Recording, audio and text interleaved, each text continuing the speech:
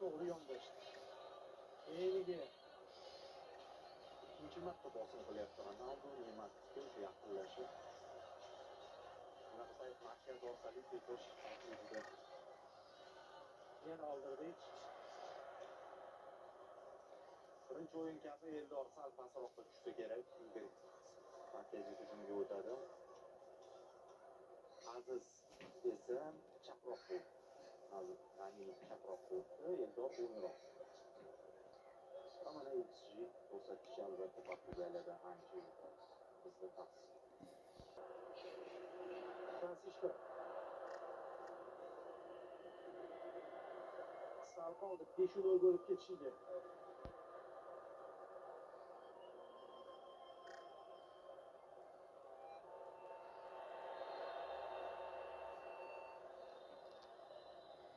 Oqlamada Ashurmatov o'tkazib yuborishni raqibini.